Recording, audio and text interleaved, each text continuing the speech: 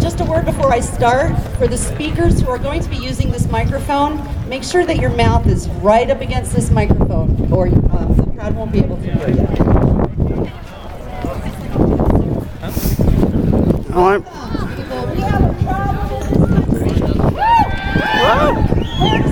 We have a problem in the country. It starts right here on these Capitol steps. Monsanto wouldn't have the power that it does unless our legislators bestow this power on them. We need to tell our legislators that we will not put up for this anymore. Elections are coming up in 2004, and we will vote you out. Over 80% of the country demands labeling for GMOs on their foods. Yet the Monsanto Protection Rider passed in the Farm Appropriations Bill just this Thursday. Journalists are journalists, guys. Whoa, boo!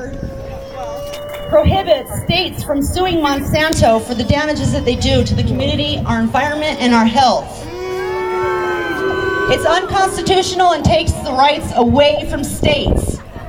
We need to tell our legislators that we won't put up with this anymore. We want to know what's in our food. America seems to be the only country on this planet that doesn't have the right tests, the right results, the right politics. Well, I say bullshit! The rest of the country knows how bad the rest of the planet knows how bad Monsanto is, and we do too. Our politicians don't. They're in the hip pockets of Monsanto, DuPont, Dow, BASF, and a whole host of other chemical companies. It's time for us to raise our voices. It's time for us to take to the streets. It's time for us to say, no more shit!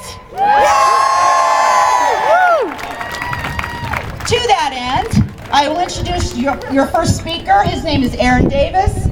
He served in the Marine Corps at Camp Lejeune, North Carolina in the early 1970s. The wells there were contaminated with trichloroethylene, tetrachloroethylene, benzene, and vinyl. In the 1980s, drinking water, folks. He was stationed at Fort McClellan, Alabama, right next to a Monsanto PCB manufacturing plant. That's Army families and children, folks. Grandfather of 10, and lives with his wife, Jan, in Harriman. He ran for the Utah House last November as an independent. He is a peace, justice, union, social, and veterans activist, and has driven for UTA for 18 years. Please welcome Aaron Davis.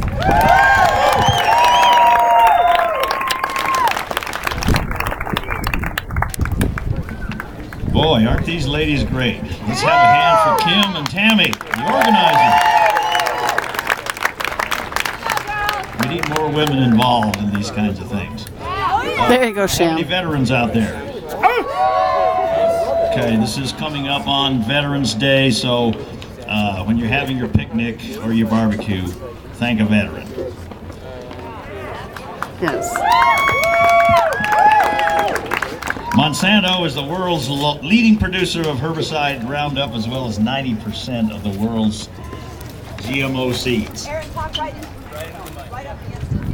Monsanto's 110-year history has evolved from an industrial chemical manufacturer into only making agricultural products. It has a history of making some of the world's most toxic compounds, from Agent Orange, PCBs, to the weed killer Roundup.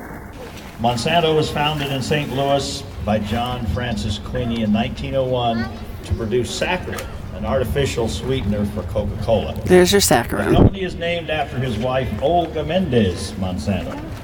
In 1917, Monsanto produced vanilla and caffeine, aspirin, sedatives, and laxatives. Later, they manufactured industrial chemicals like sulfuric acid and polychlorinated biphenyls used in plastics as lubricants, hydraulic fluids, waterproof coatings, and liquid sealants. In 1944, they manufactured the insecticide DDT used to spray for mosquitoes until it was banned by Congress in 1972. In 1945, they began the manufacture of Agents Orange, Blue, and White, named for the colored bands around the barrels. Agent Orange is a chemical defoliant herbicide designed to kill jungle overgrowth that conceals enemy activity.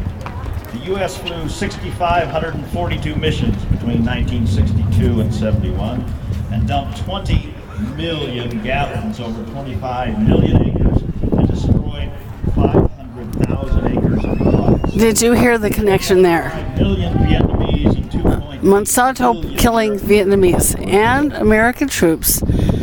Agent Orange and Monsanto. 2-trinoxyl herbicides, 2,5-T-dichlorophenoxyacetic acid, and 2,4-D, trichlorophenoxy acid, in an isooctalizer form. Now, I hope we got some chemists out there that can explain all this at some point. An unintended consequence of the mixture occurs when in heating of 2, 4, and 5-T, the product condenses into the most toxic chemical synthesized by man, tetrachlorodibenzodioxin, or TCDD. This dioxin is very persistent, remains in the environment for decades, and collects in the fatty organs of the body. Children are the most vulnerable to these dioxins. They are potent cellular and hormone disruptors.